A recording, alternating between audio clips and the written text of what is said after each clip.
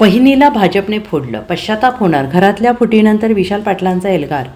आमच्या घरात सुद्धा भारतीय जनता पक्षाने फूट पाडली आहे. आमच्या घरात फूट पाडण्यासाठी आमच्या एका वहिनींचा भाजपने प्रवेश करून घेतला.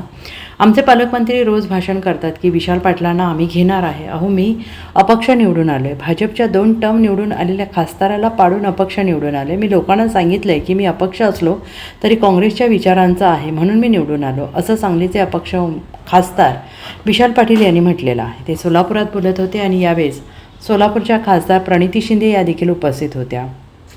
विशाल पाटील यांनी म्हटलं की मी अपक्ष निवडून आलो आहे. मी जरी अपक्ष असलो तरी काँग्रेसच्या विचारांचा आहे. काँग्रेसचे विचार सहजासहजी दाबता येत नाहीत. महाराष्ट्रात एकमेव अपक्ष खासदार निवडून आला आहे, पण तो काँग्रेसच्या विचारांचा निवडून आला. काही व्हायचं ते होऊ दे. आम्हाला तुरुंगात जावं लागलं, अडचणीत यायला लागलं तरी 10-20 विशाल पाटील तुमच्यातून तयार होतील. थांबण्याची आमची क्षमता आहे. चूक केली असेल तर धाडसाने सामोरं जाण्याची गरज होती. कार्यकर्त्यांना स्वतःच्या संस्था बळकट करण्यासाठी लोक सोडून जात असतील तर त्यांना निश्चित पश्चाताप होणार आहे. या मतदारसंघात काँग्रेसचा विचार मजबूत आहे. मतदारसंघातील काँग्रेस कार्यकर्ते सामान्याला नेता बनवू शकतात. भाजप सरकारने महाराष्ट्र कसा लुटायचा यासाठी प्रयत्न सुरू केलेत, मात्र महाराष्ट्राला लाचार करण्याचं काम दिल्लीवाल्यांनी केलेलं आहे. दिल्लीचेही तख्त राखतो महाराष्ट्र माझा, एवढी ताकद महाराष्ट्रात आहे.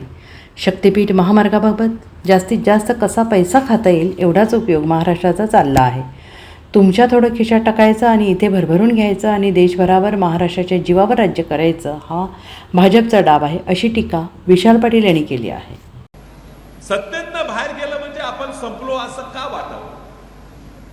आपण संस्था चालवताना कुठेतरी कमी पडलो, आपण चुकलो, आपण अडचणीत आलो, पण लगेच आपण कुठेतरी भारतीय जनता पक्षाकडे, शिवसेनेकडे संरक्षण घेण्यासाठी जायची गरज नाही. आमच्या सुद्धा घरात आज भारतीय जनता पक्षाने बूट पाडले. आमच्या सुद्धा घरातल्याच एक आमच्या वहिनी त्या भारतीय जनता पक्षाने आमच्या घरात फूट पाडावून आमच्याकडे काढून घेतले. रोज आमचे पालकमंत्री भाषण करतात, काहीतरी सांगतात, विशाल पाटलाला पण घेणारा, विशाल पाटलाला पण घेणार. अहो, मी अपक्ष निवडून आलो. भारतीय जनता पक्षाच्या 2 टर्मच्या खासदाराला पाडून अपक्ष निवडून आलो. आणि मी निवडून आलो कारण मी लोकांना सांगितलं की जरी अपक्ष असलो तर मी काँग्रेसच्या विचाराचा आहे. आणि काँग्रेसचा विचार एवढा मोठा आहे की तो असा सहज दाबता येत नाही. म्हणून महाराष्ट्रात एकमेव अपक्ष निवडून आला, पण तो काँग्रेसच्या विचाराचा निवडून आला. काही व्हायचं ते होऊ दे. आम्हाला तुरुंगात जायला लागलं, आम्हाला अडचणीत यायला लागलं, आमच्यासारखे 10, 20, 50 विशाल पाटील तुमच्यात तयार होतील, प्रणिती शिंदे तयार होतील, बंटीदादा पाटील तयार होतील. आमची क्षमता आहे थांबायची. चूक केली असेल तर धाडसाने समोर जायची गरज होती. कार्यकर्त्यांना वाऱ्यावर सोडून स्वतःच्या संस्था, स्वतःचं काहीतरी बळकट करण्यासाठी लोक पक्ष सोडून जात असतील तर त्यांना निश्चित पश्चाताप होणार आहे. ह्या मतदारसंघात काँग्रेसचा विचार एवढा बळकट आहे की ह्या मतदारसंघाचे काँग्रेसचे कार्यकर्ते सामान्य माणसाला नेता बनवू शकतात आणि त्याला खाली उतरवू शकतात. मला विश्वास आहे. सत्ता काबीज केली आणि आता फक्त हा महाराष्ट्र लुटायचं, कसा लुटायचा आणि किती लुटायचा एवढंच कार्यक्रम ह्या ठिकाणी चालू. या महाराष्ट्राची परंपरा खूप मोठी आहे. तुम्ही आम्ही हे देश चालवलेला आहे, हे देश संरक्षित ठेवलेला आहे. तुम्ही दिल्लीत आमचं भाषण ऐकलं तर मी भाषणाचं सांगितलं की दिल्लीचं तख्त सुद्धा राखते हे महाराष्ट्र राखते. तुम्ही सगळे लागता.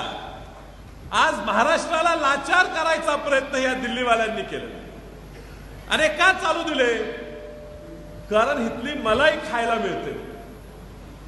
शक्तीपीठाचा मार्गाचा विषय आज आम्ही त्या ठिकाणी जाणार आहे. त्या विषयात सुद्धा कसं त्यात जास्तीत जास्त पैसे खाता येतील, कसे आपल्या तिजोऱ्या भरता येईल, एवढाच उपयोग ह्या महाराष्ट्राचा चाललेला आहे. तुम्हाला थोडं खिशात टाकायचं आणि इथून भरभरून घ्यायचं आणि देशभरावर राज ह्या महाराष्ट्राच्या जीवावर करायचं, हा भाजपचा डाव. Bureau report, SBN Marathi.